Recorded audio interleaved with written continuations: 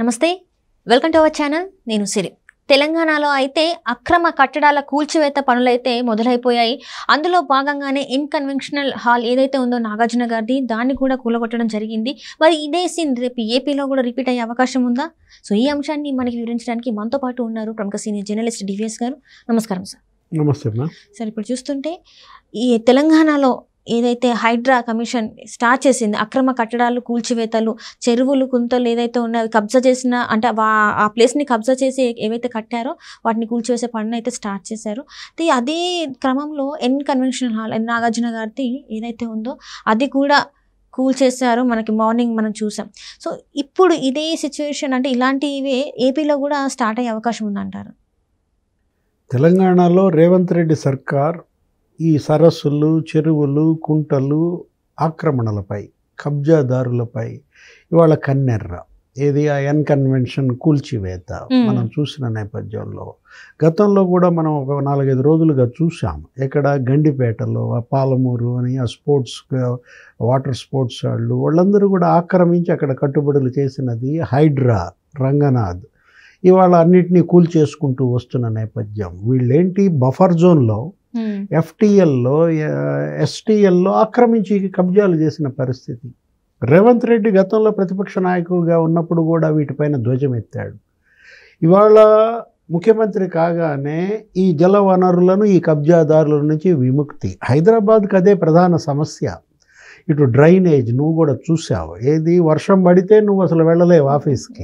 చాలా కష్టం సార్. మాకైతే ప్రత్యేకంగా నేనైతే చాలా ఫేస్ చేస్తున్నా రావడానికి వెళ్ళడానికి. ఎందుకంటే డ్రైన్లు ఏది మొత్తం రోడ్లన్నీ నీకు అసలు మ్యాన్ హోల్స్లో కొట్టుకుపోయిన పరిస్థితి.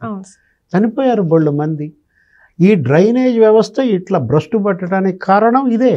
చెరువులు, సరస్సులు ఆక్రమించి కట్టుబడులు చేస్తే ఆ నీళ్ళు ఎక్కడిపోతాయి, జల ప్రవాహం జనావాసాల మీద పడుతోందన్నమాట. అదే కాదు తాగునీటి అద్దడి, భూగర్భ జలాలు అడుగంటాయంటే నీకు ఆ సరస్సులన్నీ కూడా మీరు ఆక్రమించి కాంక్రీట్ జంగిల్గా చేస్తే ఏం జరుగుతోంది? Ground water అడుగంటిపోతుంది.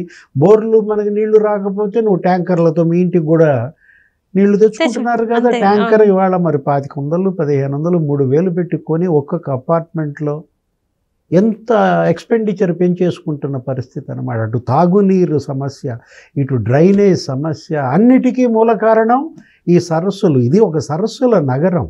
ఏది హైదరాబాద్, ఉస్మాన్ సాగర్, హుస్సేన్ సాగర్, హిమాయత్ సాగర్, దుర్గం చెరువు, ఇవన్నీ కూడా వీళ్ళు ఏం చేసేస్తున్నారు మనం చూసాము ఎలా కబ్జాలు. ఇప్పుడు ఎన్కన్వెన్షన్ కూడా ఆయన కూడా ట్వీట్ చేశాడు, ఎవరు నాగార్జున కూడా, నాకు అన్ని నిబంధనలకు అనుగుణంగానే చేశాను, నేను కోర్టుకు వెళ్తాను, నాకు ఆల్రెడీ స్టే ఉందంటే దాని మీద రంగనాథ్ కూడా చెప్పాడు. ఏ స్టే కూడా లేదని ఆయన ఇచ్చిన ప్రెస్ మీడియాకి.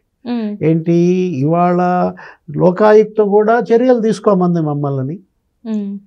జీరో కన్వెన్షన్ అన్నాడు. ఇప్పుడు ఎన్కన్వెన్షన్ కాదు, అది జీరో కన్వెన్షన్ అన్న నేపథ్యంలో ఇది ఇలాగే జరగాలి.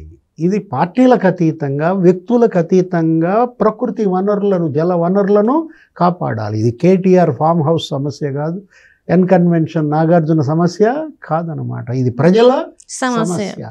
ఇవాళ తాగునీటి ఎద్దడి, మరి డ్రైనేజ్ సమస్యల నుంచి హైదరాబాద్ విముక్తి చెంది నీకు సరస్సుల నగరంగా మళ్ళా మారాలంటే జలవనరులు ఇక్కడ పుష్కలంగా నీళ్లు, మరి నీకు గ్రౌండ్ వాటర్ పెరగాలంటే వీటిపైన ఈ ఉక్కుపాదం మోపాల్సిందే. సుప్రీంకోర్టు సీరియస్ అవుతుంది వీళ్ళందరి మీద కూడా. సహజ వనరులను వీళ్ళు చెరబట్టడం పైన ఇదే. ఇప్పుడు లోటస్ పాండ్ కూడా కొడతాడా రేవంత్ రెడ్డి? మనం చూసాం గతంలో లోటస్ పాండ్లో ఏదో సెక్యూరిటీ పోస్టులు తీసేస్తేనే గగ్గోలు పెట్టారు. అది కూడా మరి చెరువు ఆక్రమించి కట్టారా ఇక్కడ జగన్మోహన్ రెడ్డి? మనం అంటోంది అదే. వీళ్ళంతా అప్రస్తుతం వ్యక్తులు కాదు కదా. సేమ్ మరి రేవంత్ రెడ్డి ఎలా అయితే కూల్చివేతలు, ఈ చెరువుల రక్షణ పైన దృష్టి పెట్టాడో, మరి చంద్రబాబు ప్రభుత్వం అక్కడ ఆంధ్రప్రదేశ్లో కూడా కూల్చివేతలు బిగిన్ అవుతుందా? ఇవాళందరూ ఇవాళ అదే చర్చ అన్నమాట. మనం చూసాం కేతిరెడ్డి వెంకటరామరెడ్డి, ధర్మవరం, ఎర్రగట్టు ఏదైతే ఉందో అక్కడ అన్ని కూడా తను కబ్జా చేసి ఆ చెరువు అంటే ఆ గుట్టలు కబ్జా చేసి అక్కడ ఇల్లు ఫామ్ హౌస్ కట్టుకున్నట్టు ఆ గతంలో కొన్ని వార్తలు కూడా వచ్చాయి సార్. యువగళం అప్పుడు లోకేష్ పాదయాత్రలో అది వీడియో, డ్రోన్ వీడియోస్. అవును సార్. అంటే ఇప్పుడు కేతిరెడ్డి వెంకటరామరెడ్డి మరి ఆ ఫామ్ హౌస్ కొట్టేస్తారా, మరి ఆ ఎర్రగుట్టలని చంద్రబాబు కాపాడతాడా? మనం ఇవాళ వాళ్ళే కాదు, అందరూ వైఎస్ఆర్ కాంగ్రెస్ పార్టీ వాళ్ళు ఇవాళ వాళ్ళ కార్యాలయాలే చెరువుల్లో కట్టారని. మొన్న తాడేపల్లి ప్యాలెస్ అక్కడ తాడేపల్లిలో కట్టిన కార్యాలయం కరెక్ట్గా సీడ్ యాక్సెస్ రోడ్డు మూసేసేటట్టుగా ఇరిగేషన్ భూమిలో వీళ్ళు కార్యాలయం కట్టారు. అంటే అమరావతిని ధ్వంసం చేయాలి, ఆ మాస్టర్ ప్లాన్ని భగ్నం చేయాలా, అసలు రేపు భవిష్యత్తులో కూడా అభివృద్ధికి అవకాశం లేకుండా చేయాలన్న ఒక కుట్రతో సీడ్ యాక్సెస్ రోడ్డుకి అడ్డంగా వైసీపీ కార్యాలయం కడితే కూల్చేశారు. మొత్తం 25 జిల్లాల్లో కూడా కార్యాలయాలు.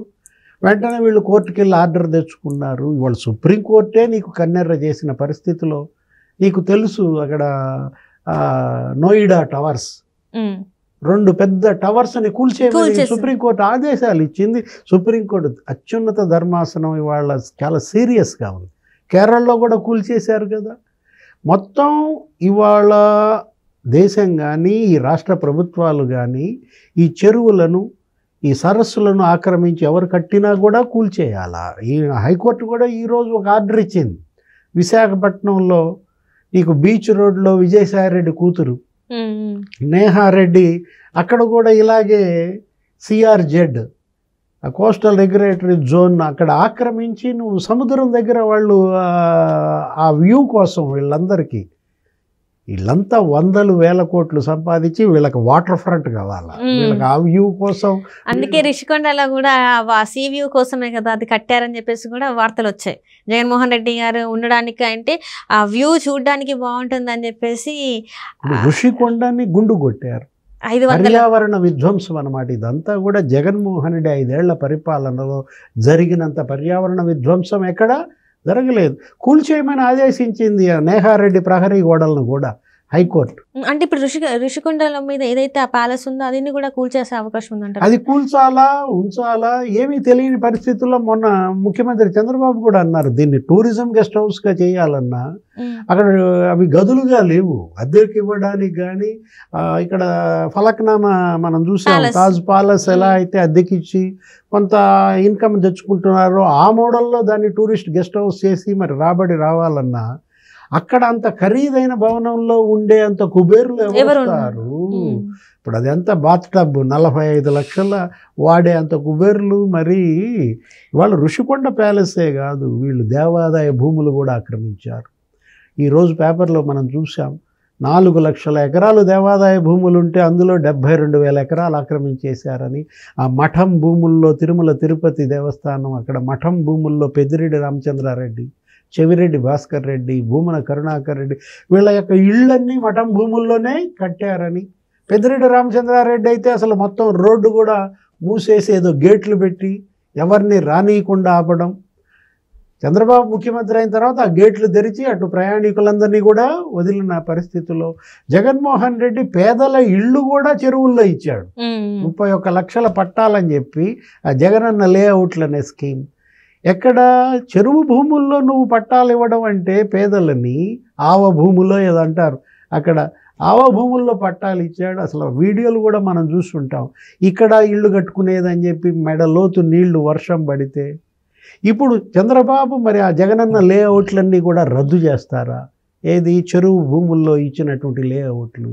చెరువులు కాపాడాలి, ఇవాళ కుంటలు వాగులు వంకలు కాపాడాలి. ప్రకృతి ఆ జల ప్రవాహానికి అడ్డుకట్ట వేయకూడదు. వేస్తే ప్రళయం వస్తుంది, పొంగుతుంది, ముంచేస్తుంది అన్నమాట. ఇప్పుడు ఇవాళ వీళ్ళు ప్రకృతిని కాపాడితే రేపు ప్రకృతి మనని కాపాడుతుంది. Right sir, right. Thank you so much sir.